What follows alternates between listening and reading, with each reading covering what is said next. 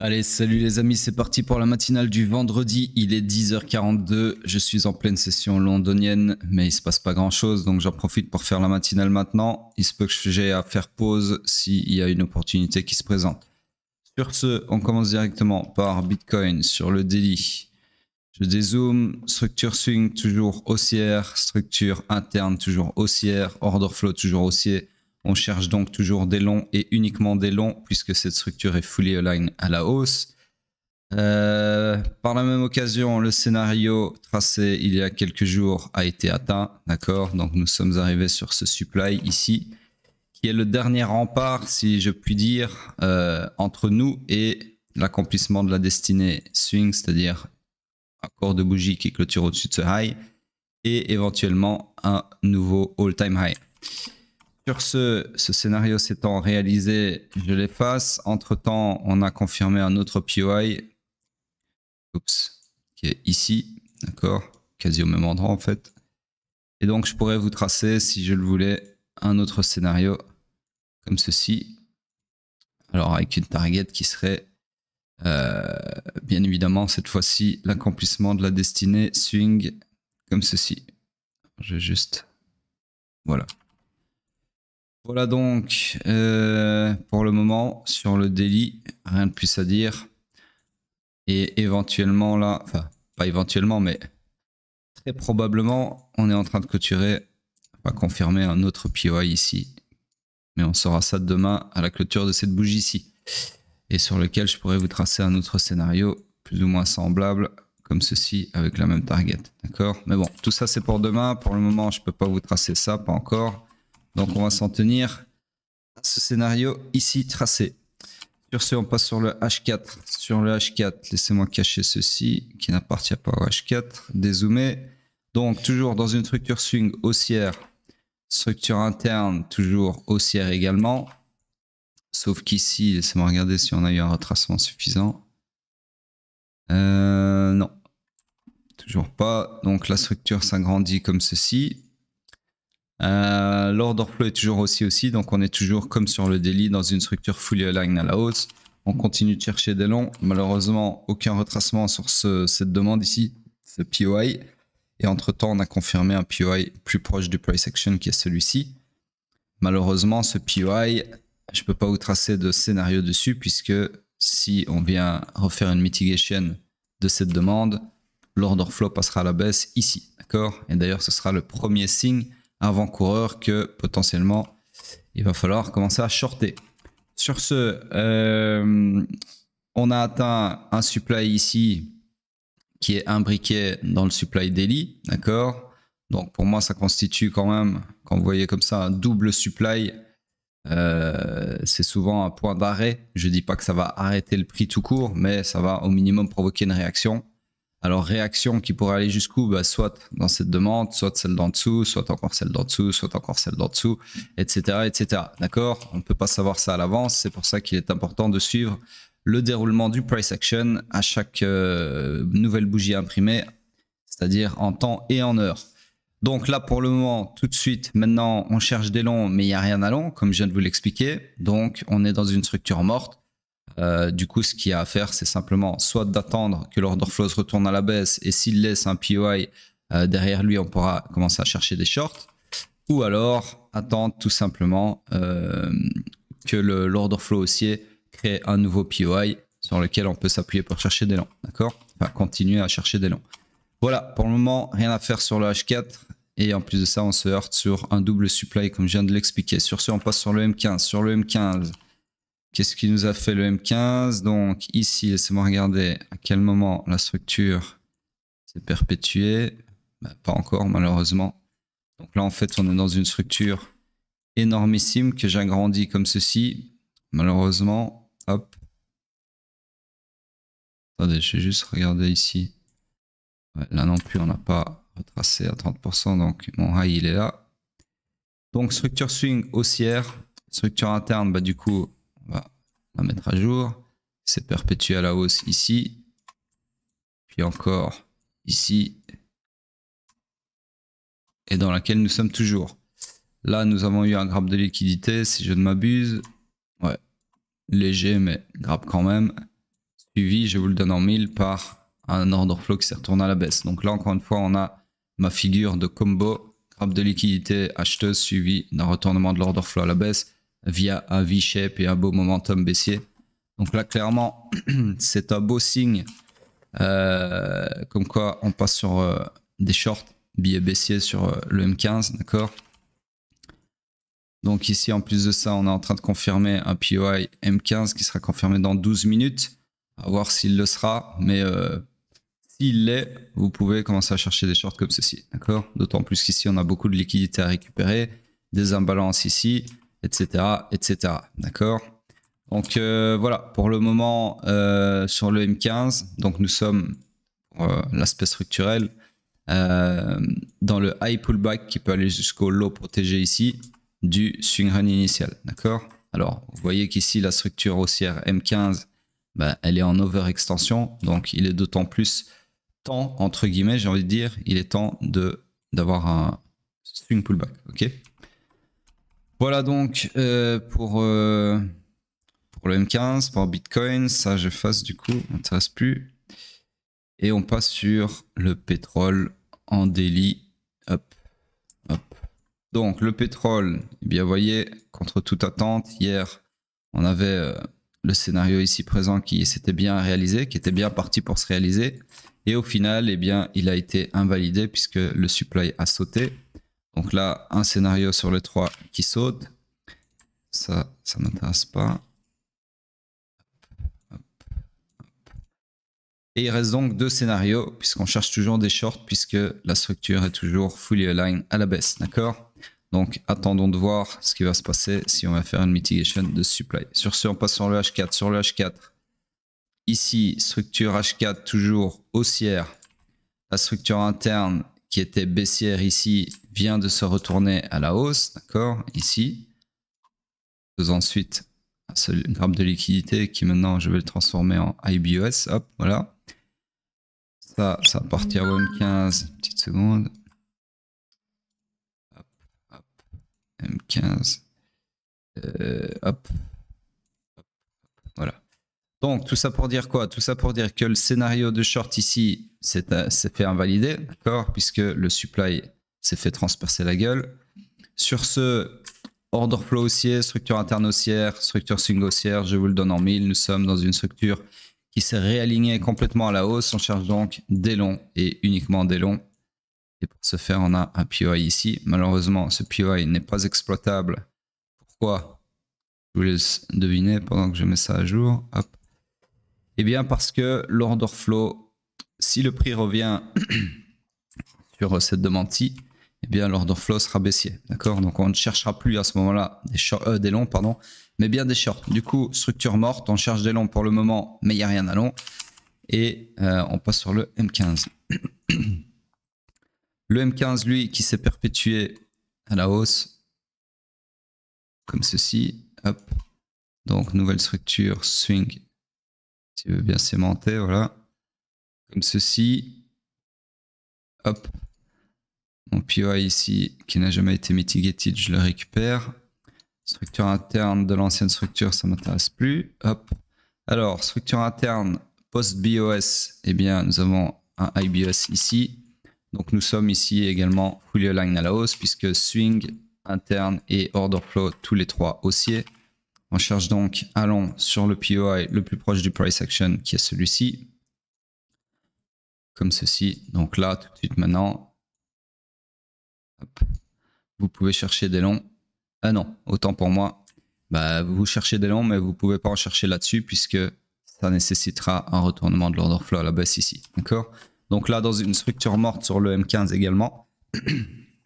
Et on passe sur le petit hype.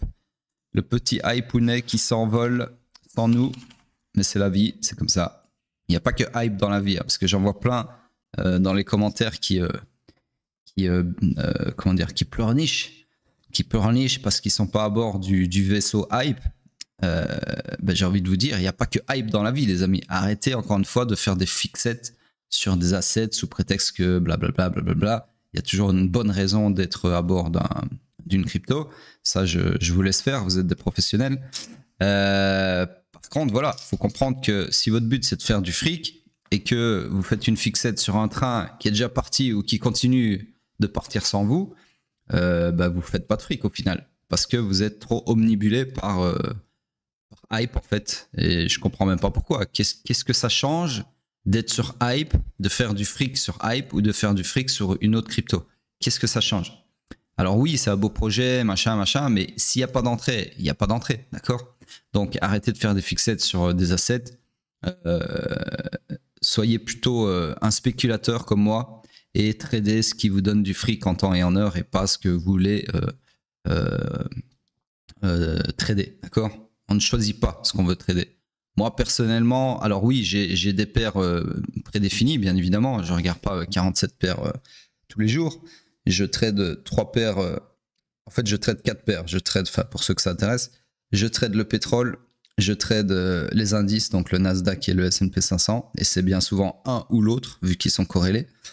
Donc ça, c'est pour les 3 paires sur les marchés traditionnels. Et c'est tout. Je trade rien d'autre. Et ensuite, sur les cryptos, je trade uniquement Bitcoin. D'accord? Donc ça fait 4 paires. Et je peux vous dire qu'avec 4 paires, c'est largement assez pour vivre, pour faire du fric à foison. Alors de temps en temps, je peux poser un petit pécule sur tel ou tel crypto ou l'autre, d'accord, en mode un peu plus relax, swing, investissement, appelez ça comme vous voulez, mais c'est très très rare. La plupart de mes bags là, c'est des vieux bags qui datent jusqu'à 2021. 2017, j'avais réussi à tout liquider en 2021. Le contraire aurait été honteux. Mais voilà, 2021, il me reste encore des bacs de merde que j'attends impatiemment de liquider. Et puis, je pense que j'arrêterai complètement l'investissement parce que c'est pas un truc pour moi. Attendre des 3-4 ans comme ça pour faire ce que je peux faire en intraday, ça m'intéresse moyennement. Donc voilà. Bref, tout ça, je sais plus pourquoi je vous disais ça. Ouais, pour éviter que vous fassiez une fixette sur hype. Donc hype, il finira tôt ou tard par donner un point d'entrée. Ce sera peut-être pas aussi bas que vous l'auriez espéré, mais encore une fois, c'est le game. C'est ça où vous faites du FOMO. C'est pas compliqué. Alors les mecs qui me disent ouais, mais moi j'ai trouvé une entrée, oui, t'as trouvé une entrée. Des entrées, il y en a tout le temps. Il y en a une là et encore une autre là et encore la seconde d'après, il y en aura une autre. Il y en a tout le temps. Il suffit d'appuyer sur le bouton acheter. Maintenant, une entrée comme un professionnel, une entrée bien optimisée, ça c'est pas tout le temps, d'accord? Donc ceux qui sont rentrés au bottom et qui s'en vantent, c'est très bien. Il y a beaucoup de chances que vous ayez simplement FOMO sur une bougie totalement random. Mais voilà, c'est pas comme ça que moi je fonctionne, d'accord? Et vous le savez, mais je le rappelle quand même. Donc voilà, personnellement, j'ai pas honte de dire que moi, hype, il m'a laissé sur le carreau. Ok, j'ai pas trouvé d'entrée, en tout cas pas sur les time frames que je regarde. Et c'est très bien comme ça.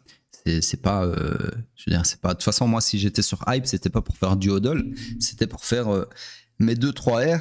Et puis je serais déjà sorti au final. Donc voilà, pas de regret. Honnêtement, je fais hype pour vous. C'est pas que moi j'attends de rentrer sur hype. Je m'en branle complètement de hype ou même de toute autre crypto.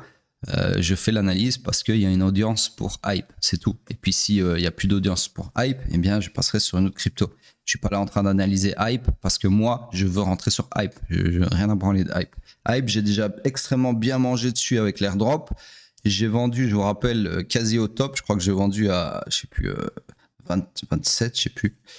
Enfin, pas loin du top. Le top, c'était quoi, 31, un truc du genre. Ouais, je crois, 35. Ouais, je crois que j'ai vendu vers les 30, je sais plus. Franchement, quelque part, 27, 30, j'en sais rien.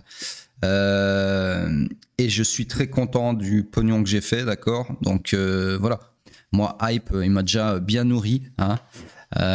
Donc, voilà, je ne suis pas en mode grid. Bref.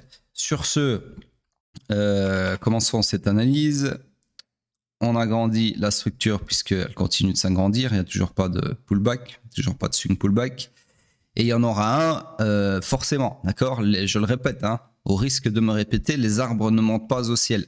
Donc après un BOS, on s'attend à un swing pullback. Swing pullback d'amplitude aléatoire, on ne sait pas trop. Il peut être comme ça, il peut être comme ça, il peut être comme ça, d'accord? Mais il y aura forcément, à un moment donné, un swing pullback dans cette structure haussière, d'accord?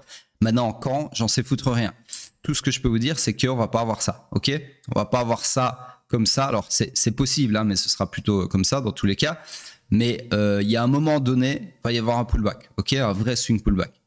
Donc il suffit d'être patient. Maintenant, vu le momentum qu'on a là, et qu'il écrase tout sur son passage, j'ai bien l'impression que le market maker là il a ça en ligne de mire, d'accord, toute la poche de liquidité ici, voire même un nouvel all-time high, puisque ceci constitue également une poche de liquidité. Donc il est possible qu'effectivement cet arbre pousse un peu plus haut que les autres arbres, mais il y a un moment les amis, le swing pullback on va l'avoir, et c'est à ce moment là qu'il faudra vous replacer, d'accord, si vous n'êtes pas encore dans le train. Bref, ceux qui sont dedans d'ailleurs, payez-vous, hein, parce que c'est très important de vous payer. Il faut arrêter de croire, encore une fois, que les arbres montent au ciel, etc. Alors, ça, je ne vous dis pas de TP tout votre bag, mais soyez pas cons. Ne refaites pas l'erreur que vous avez fait. 99% d'entre vous, vous avez fait l'erreur ici, d'accord? Vous étiez ici, vous êtes dit, ouais, price discovery, machin, mes couilles, ça va aller à $100, 500, peu importe. Et puis au final, regardez jusqu'où c'est revenu. Vous voyez? Donc là, c'est en fait ce que j'essaye de vous expliquer avec cette structure et cette histoire de pullback qui est inévitable, c'est que ici, regardez, quand on était là-dedans, vous croyez vraiment qu'il y avait des gens qui se disaient ouais on va avoir un pullback de malade? Non, tout le monde était perché sur son nuage en se disant ouais ça, regarde comme ça monte, ça vient de sortir, c'est le nouveau Binance, machin tout ça, ça va aller jusqu'à $100, blablabla. Et ben non, que dalle. Au final de 35 ici, on est retombé à un putain de $10. Le machin il a fait plus de diviser par 3. Qui s'y attendait à ça? Qui s'y attendait? Personne. Sauf que moi j'ai quand même TP là. Pourquoi? Parce que j'ai de l'expérience sur ce genre de nouvel asset, d'accord? J'ai fait ça avec Ordi, j'ai fait ça avec je sais plus quoi d'autre. Bref, c'est pas mon premier rodéo. Donc moi, personnellement, j'ai eu mon airdrop à 0 et je suis sorti vers les $30. Et honnêtement, c'est ce que vous devez faire là maintenant. Si vous êtes rentré quelque part ici, vous devez, alors encore une fois, pas sortir tout votre bag, mais payez-vous. C'est important de se payer. On n'est pas là pour faire de la figuration et tenir des bags et monter sur un podium avec votre bag en disant voilà, moi j'ai un bag de hype, je suis cool, machin, tout ça. Et pas vous payer. Les hype, c'est pas ça qui remplit votre frigo, d'accord? Ce qui remplit votre frigo, c'est de cash out ces putains de hype, ok, à un moment donné. Donc il faut vous payer. J'insiste là-dessus parce qu'il y a trop de permaboules, de mecs qui sont vraiment mariés à leur bague. Je l'ai été, hein, je sais très bien ce que vous ressentez. On allume son portfolio, enfin on allume son téléphone, on regarde son portfolio H24, on voit que ça monte, ça monte, ça monte, on voit son petit bac de hype tout mignon, machin, et on veut pas le vendre. On veut pas le vendre parce qu'on se dit si je le vends, je vais faire un manque à gagner. Sauf qu'après, avec ce mindset de merde, bah vous prenez des putains de trucs comme ça et vous perdez tous les profits que vous avez accumulés ici parce que vous avez été greedy, d'accord? Donc ne soyez pas greedy. Payez-vous, ok? Payez-vous quand vous voulez, payez-vous quand on a atteint la poche de liquidité ici, quand on a fait un all-time high ici, payez-vous même maintenant ici si vous voulez. Honnêtement, moi je me serais déjà payé si j'étais vous ici au contact de la supply, parce qu'une supply en général ça provoque un retracement. Surtout qu'ici dans la structure swing haussière, on est déjà dans une jambe overextended, d'accord? Et les jambes overextended, c'est des jambes qui ont tendance à retracer aussi fortement qu'elles ont monté, d'accord?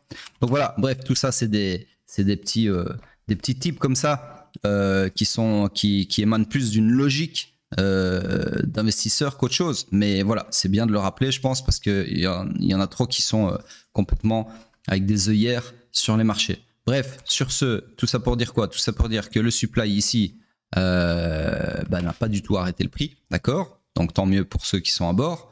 Entre temps, je peux vous dire quoi d'autre? Je peux vous dire que la structure interne ici s'est perpétuée à la hausse. Donc on est toujours dans une structure fully aligned à la hausse, d'accord? Donc on cherche toujours des longs et rien que des longs. Malheureusement ici, cette gare n'a pas été retapée non plus, revisitée. Et ici, on est en train de créer une nouvelle gare, d'accord? Mais que je peux pas vous tracer pour le moment puisqu'elle n'est pas encore confirmée. Donc là, pour le moment, on cherche des longs, mais il n'y a rien à long, ok? On attendra demain pour tracer le scénario si le POI que je viens d'effacer est confirmé. Sur ce, on passe sur le H4. Sur le H4, alors là, c'est complètement la folie. Hop. Donc ici, structure qui continue de s'agrandir. Order flow toujours haussier, donc toujours fully aligned à la hausse. Comme sur le daily, on cherche des longs et uniquement des longs.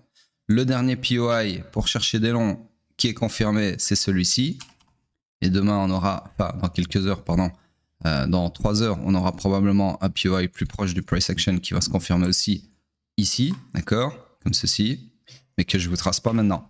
Donc là, dans l'immédiat, tout de suite maintenant, ce que je peux vous tracer, c'est ce scénario-ci, qui est un peu lointain, je vous l'accorde, comme ceci, mais qui ne nécessitera pas de retournement de l'order flow. Et donc, target new high. OK? Voilà. Donc, bullish tout azimut sur hype. C'est juste qu'il n'y a pas d'entrée pour le moment. Toujours pas d'entrée, hein, malheureusement. Imaginez, si ici on avait tapé le POI, rappelez-vous, il y avait une gare ici. Bah là, vous auriez pu profiter de toute cette hausse. Donc là, c'est pour vous montrer en fait qu'avec la patience, ça finit toujours par payer sur les marchés. Alors ici, ça n'a pas été le cas. Mais par exemple, si... Alors, je vais vous faire un petite simulation en hindsight, en coupant du coup ici. Donc là, rappelez-vous, on avait, pour ainsi dire, eu quasi zéro entrée, si je me souviens bien, depuis le bottom absolu ici, même en H4, d'accord? Donc, à chaque fois, on avait des gares ici, ici, peu importe, qui n'étaient jamais revisités. Et les mecs se sont dit quoi? Enfin, vous, c'est sûr, vous êtes dit ça, vous êtes dit, putain, on était à 9 $, il y avait un bottom à 9 $, là maintenant on est à 20 $, donc x2, le machin a déjà fait x2, il n'y a pas eu une seule entrée, c'est vraiment de la merde. Et c'est là où vous êtes tenté de FOMO, d'accord? Sauf que ici, on avait une énième gare, et donc malheureusement, comme je l'ai dit, elle n'a pas été mitigated, mais si elle l'avait été, donc si par exemple cette bougie-ci avait pénétré là-dedans, et qu'on avait eu un setup d'entrée peu importe, bah, au final, même que l'asset avait déjà fait x2, vous auriez pris quand même, alors je fais une simulation à la con, hein, mais on va faire une entrée caca pipi, donc entrée sur le distal, hop, ici, stop loss sous le low, ici, peu importe. On va aller voir plus ou moins, voilà. Ok, donc au final, vous auriez quand même pris beaucoup d'argent, puisque si vous aviez tenu, c'est tout est hypothétique bien évidemment, mais si vous aviez pris ce trade, bah là vous faisiez un x8 après sur un asset qui a fait un x2 tout seul, d'accord? Donc c'est ça que je vous dis, que la patience paye. Alors ici malheureusement c'est pas l'exemple qu'on aurait voulu voir, mais voilà, ne succombez pas au FOMO, parce que le FOMO ça sert à rien, et il y a toujours une opportunité qui va payer, d'accord? Donc ici, oui, on était à 9 $, c'était le bottom, et quand on était ici à 20 $, ici on avait fait un x2 sans vous, mais regardez, sur bêtement ceci, vous faites un x8, d'accord? Donc c'est ça que j'essaye de vous expliquer, c'est qu'avec le trading, il n'y a pas lieu de paniquer, il y a moyen de faire de l'argent tout le temps, H24, vraiment, sur tout, partout. Il suffit simplement de savoir trader, forcément. C'est pour ça qu'un investisseur, il est toujours en PLS, toujours en train de se dire putain, il faut que je chope le bottom, parce que lui, il fait de l'argent, que quand ça monte, et en plus de ça, il fait très probablement un peu moins de coefficient que sur des trades comme je viens de vous montrer, d'accord? Après, ça dépend où il rentre, forcément. Bref, sur ce, c'était juste pour vous expliquer qu'encore une fois, le FOMO, c'est pas ça qu'il faut faire, ok? Ce qu'il faut faire, c'est être patient et surtout savoir ce qu'on fait. C'est ça le plus important en fait, savoir ce qu'on fait. Bref, ceci m'intéresse plus, je l'efface. Je pense que j'ai tout dit sur le H4. J'agrandis un tout petit peu ceci. Hop, voilà. On passe donc sur Bitcoin en weekly ici. Hop. Donc ici, toujours pareil. Alors ici, je peux effacer mon graphe de liquidité puisque au final, ça n'en était pas un. D'accord? Encore une belle preuve que les chandeliers japonais, même sur le weekly, c'est bien beau, mais c'est pas toujours fiable. Ok. Donc voilà, rien de plus à dire. Ah putain, mon infobulle 8, elle est partie où? Ah, elle est là au-dessus. Ok, ouais, je vais déplacer les trucs. Okay. J'ai rien dit. Donc voilà, on est toujours dans mon scénario qui se déroule ici sans retracement dans la demande ici, malheureusement. Donc j'ai bien l'impression qu'on part vers l'accomplissement de la destinée swing, c'est-à-dire clôturer une bougie au-dessus de ce week high et qui est les 100 wika. Ou pas, ok? Ou pas. Mais en tout cas sur le weekly, là, direction la poche de liquidité ici. Si j'étais le market maker, je vois pas d'arrêt logique avant ça, ok? Hormis le fait qu'ici on est dans une jambe overextended, il y a possibilité qu'on fasse un petit pullback, peut-être aller rééquilibrer une partie du FVG ici avant d'aller chercher cette liquidité là et faire un nouvel all-time high. Mais voilà, pour le moment, je vois pas ce qui pourrait arrêter le prix. En termes de niveau structurel, il n'y a absolument rien. La prochaine target, c'est vraiment ici et ensuite nouvelle all-time high. D'accord? Voilà. Rien de plus à dire sur le weekly. On regarde vite fait la dominance parce que là, j'ai vu qu'Ethereum, il s'énerve de fou. D'ailleurs, demain, on aura une analyse sur Ethereum et après-demain aussi, vu que c'est le week-end. Donc voilà, pourquoi il s'énerve? Parce que la dominance baisse, parce que Ethereum s'énerve, ou plutôt Ethereum s'énerve et la dominance baisse. Peu importe comment vous le voyez, mais en gros, voilà. On n'a pas atteint le supply ici. Franchement, ça me fait un peu chier, je vais pas vous le cacher, parce que là, du coup, il y a zéro logique à pourquoi la dominance crache à cet endroit-là, d'un point de vue analytique. Si encore on s'était au moins engouffré un minimum dans le FVG ici, j'aurais dit OK. Mais voilà, bref, c'est pas plus mal, hein, les altes remontent. Mais ce que j'aimerais bien, c'est vraiment qu'on vienne ici et puis alors qu'on ait vraiment un truc qui lâche en termes de dominance. Bref, je pense que la dominance va retracer minimum dans ce FVG là. Je vois mal comment ça serait pas le cas. Sur ce, c'est tout ce que je peux vous dire sur la dominance. Continuez à laisser vos commentaires et je vous dis à plus tard.